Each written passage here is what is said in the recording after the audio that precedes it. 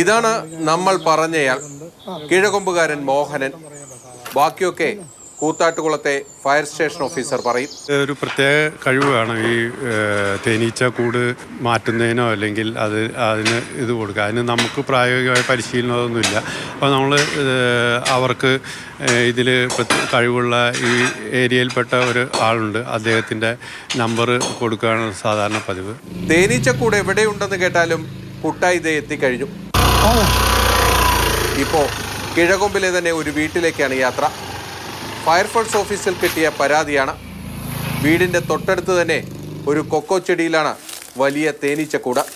3 മാസത്തിന് മുകളിൽ കാണുമില്ല ചേട്ടാ. ഇതിടയിൽ കഴിഞ്ഞാൽ ഇവിടെ ഈ പ്രദേശത്ത് ഒരു മനുഷ്യൻ കിടക്കൂല. ഈ വലിയവർക്കിട്ട് ഓർണം കൊത്തിയാൽ ഓടിയെങ്കിലും രക്ഷപ്പെടാമെന്ന് വയ്ക്കാം. ഈ കുഞ്ഞു കൊച്ചുങ്ങൾക്കിട്ട് കൊത്തിയാലോ.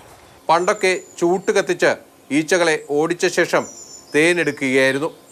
ഇപ്പോൾ മരുന്നടിച്ചോടിക്കുകയാണ് കൂടുതലും. ഇതൊരു എത്ര ലിറ്റർ തേനെടുത്തുണ്ടോ? ഞാൻ വീട്ടിലേക്ക് കൊണ്ടുപോകില്ലല്ലോ. നമുക്ക് കിട്ടിക്കഴിഞ്ഞാൽ കൂടെ ആരെങ്കിലും ഉണ്ടെങ്കിൽ അവർ പങ്കിട്ടെടുക്കും.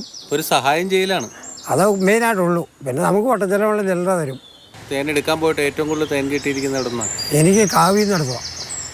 അത് ഒരു മരത്തെ 10 ഓർഡർ നടത്തും. അത് കാവിൽ നിന്ന് ഓർഡറാണ്. അത് ഒഴിവാക്കണമായിരുന്നു. അവിടെ ഉത്സവത്തിന് ആൾക്കാരെ മുഴുവൻ കൊത്തി തവിടുകൂടി വയ്ക്കുക. അത് തേനെടുത്തിട്ട് എനിക്ക് 10-70 ലിറ്റർ തേൻ കിട്ടുക. ഞാൻ വീട്ടിൽ കൊണ്ടുവന്ന 2 കുപ്പി തേനാണ്. ബാക്കി മുഴുവൻ അവിടെയുള്ള ആൾക്കാർക്ക് മുഴുവൻ അവർ പിഴിഞ്ഞെടുക്കുകയത്.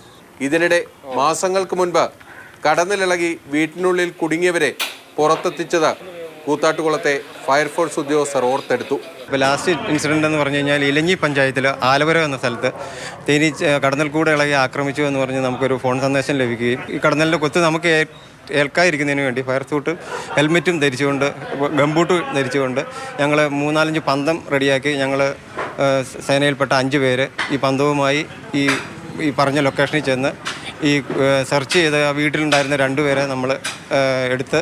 തേന്റെ മധുരം പോലെ ഒട്ടും സുഖകരമല്ല തേനീച്ചകളുടെ കുത്ത.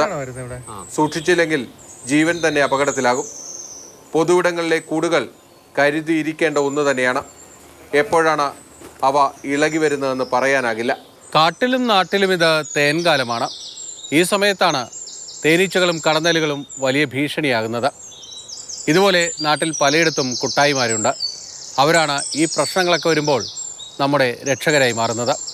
ക്യാമറമാൻ PS വേണുവിനൊപ്പം പിന്നിൽ മാതൃഭൂമി ന്യൂസ്, കൊച്ചി.